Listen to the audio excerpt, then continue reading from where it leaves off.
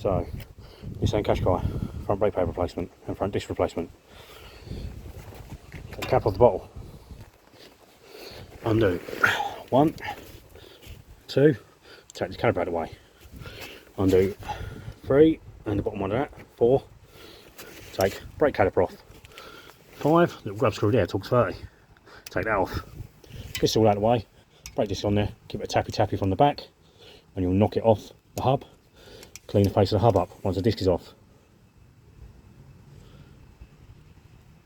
New disc, clean both faces, front and back, with brake cleaner, because they usually come with grease or wax coating on them to stop them going rusty in the packet when you're in the box. So clean all that off. Put new disc back on, once clean the maintenance service, new disc back on, grub screw back in. Put the pads back in a caliper carrier first, because it will be easier. Bolt the caliper carrier back on. 2 bolts, do them up very tight, mark them with Tipex or whatever, just to make sure you know they're tight.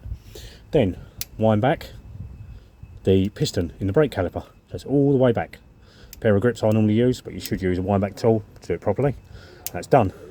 Put the caliper back on, 2 bolts up tight, then get in the car, press your brake pedal a couple of times to push the caliper slack back out to where it should be. Job done. Take it for a road test, make sure they're alright. And then put your cap back on. Make sure your fluid stops up, because it will push the fluid back through the system and up, so it will come up a bit higher. Once that's done, all done.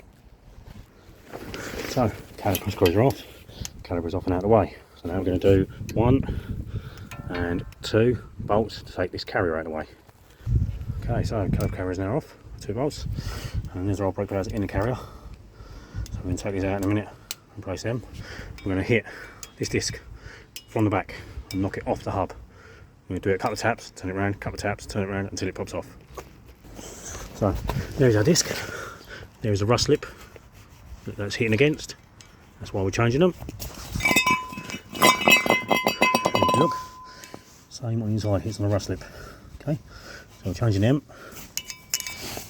Alright, they're the old ones. So now we're also going to clean up this mating face here, what this bolts to.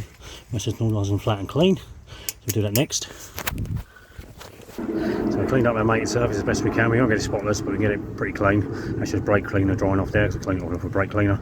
That's all ready to go. So now we can get a new disc. Also, we're going to do the same with the brake cleaner. We're going to spray the disc and clean the mating surfaces. Because a lot of the time on these new discs, they're in a bag, but they usually come with a coating on the disc to stop them going rusty in the bag. Get the bag open there. Where we are. Right. So there's our new disc, and that's probably got a coating all over it to stop it going rusty in the packet with moisture and stuff. So we will brake clean the new disc, and we will clean it. We'll use sandpaper, then we'll clean it. So there's our brake cleaner. And we'll get some blue roll and wipe it over. So that is our disc cleaned up, the brake cleaner. We'll put our grub screw back in and done it up tight. So now we're going to do new pads in the caliper carrier and then bolt that onto the car. So there's our new pads back in the carrier, ready to go in. It's easier if you put the pads in the carrier first and then put it on the car rather than fucking around trying to get the pads in the carrier while it's on the disc. So we're going to bolt that in like that. We'll put 2 big bolts back in and tighten them up, put some thread lock on them so they don't come loose. Okay, so we've got our new pads in on the disc. We just squeeze them together like that. We're ready to go. The next thing to do, what I normally do, is take these off. These are your slider pins, and they should slide and move freely. And it's what your caliper sits on the slides. So they're stiff. That's not too bad. Watch that one. That one's really stiff, takes a lot of force to move. So what I'm going to do is take them out. These are just like long pins, basically, just sitting there. They've got grease on them inside here. So I'm going to take them out, clean them, re-grease them, make sure they move nice and smoothly and easily, and then put them back in. So that's what it looks like. There's your slider pin there, so that bit sits inside that rubber and goes all the way into the caliper there, like that, and slides in out for your caliper to move. They go stiff or stop moving. What will happen is your brake pad will wear on one side and not the other, because the caliper won't be able to move freely. There we go, it's back in, nice and smooth even. Just that, yeah. If they get stuck anywhere, what will happen is your pad will stop wearing on one side because the caliper will pull the pad over to one side, because that won't allow the caliper to float and move as it should. Alright, so that one's fine. I'm going to do the same to the top one. So now we've got to wind back this piston in the caliper. So what I do is a big pair of grips on there and on the back there, and I'll squeeze and it'll push that piston all the way back in. You're not really supposed to use a pair of grips, but I do. I've been doing it 20 something years and I've never had a problem, so I'll use a pair of grips. You can get a wind back tool and use a wind back tool, that's the proper way of doing it. But I'm going to do it my way. Okay, that's a caliper wound back in. So that's all the way as far as it'll go in. Like that. So that's in. So now we put the caliper back on the carrier.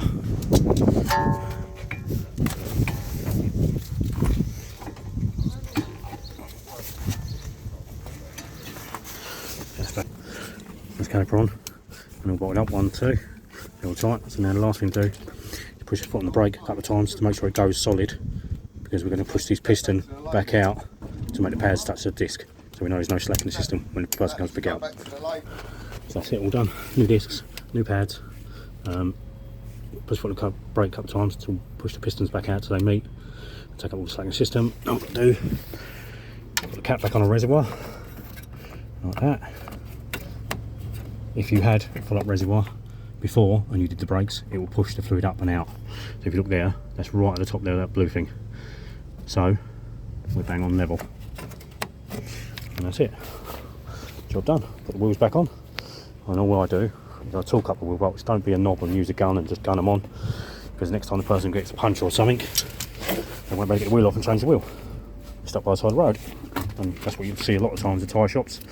Tyre shops change the tyres, put the wheel back on and use a bloody gun.